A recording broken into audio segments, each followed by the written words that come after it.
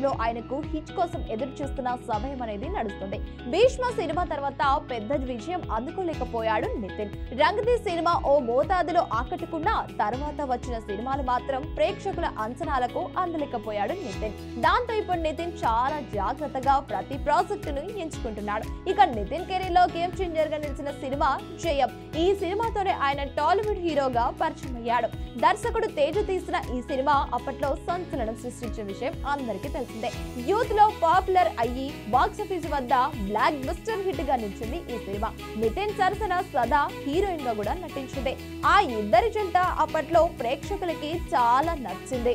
సినిమాలోని పాటలు, background music ఆర్పి పట్నాయక్ అందించినవి ఇంకా ఈ రోజు కూడా ఎవర్ గ్రీన్ హిట్స్ గానే గుర్తుంటాయి. గోపీచంద్ విలన్ గా చేసిన పాత్ర కూడా సినిమాకి మరో పెద్ద హైలైట్ అయిపోయింది. మొత్తానికి జయం సినిమా నితిన్, సదా, గోపీచంద్ ఈ ముగ్గురికి కెరీర్ అనేది టర్నింగ్ పాయింట్ గా మారింది జయం సినిమా వల్ల. కానీ ఈ సినిమాలో మొదట హీరోయిన్ సదా కాదట. అసలు తేజ గారు మొదట ఫిక్స్ చేసిన హీరోయిన్ ఎవరో తెలుసా? ఆమె ఎవరో కాదు, అందాల యాంకర్ అమ్మ రష్మి గౌతమ్.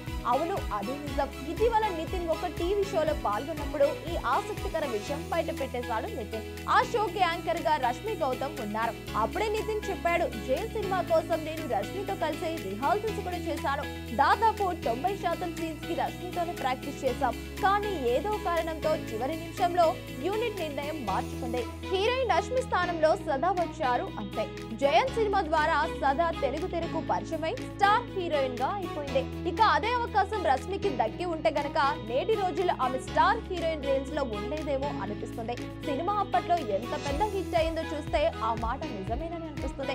నెటిజన్లు కూడా ఈ విషయంపై కామెంట్స్ కూడా చేస్తున్నారు. జయం సినిమాలో రష్మి నటించి ఉంటే ఆమె కెరీర్ మరో లెవెల్లో ఉండేది అంటూ కూడా సోషల్ మీడియాలో రాస్తున్నారు. రష్మి గౌతమ్ ఇప్పటి వరకు ఎన్నో టీవీ షోల్లో యాంకర్ గా తనకంటూ ప్రత్యేక గుర్తింపు తెచ్చుకుంది. అలాగే హీరోయిన్ గా కొన్ని సినిమాలు చేస్తుంది. క్యారెక్టర్ ఆర్టిస్ట్ గా కూడా పలు ప్రాజెక్ట్ లో కనిపించింది. కానీ జయం సినిమా ఆమె చేతికి దొరకపోవడం నిజంగా ఒక లైఫ్ చేంజింగ్ మిస్ అయిన ఛాన్స్ గానే చెప్పాలి. ఒకసారి ఇండస్ట్రీలో ఒక నిర్ణయం, ఒక మార్పు ఒకరి కెరీర్ ని పూర్తిగా మలుస్తుంది. అదే రష్మి విషయంలో జరిగిందనే చెప్పాలి.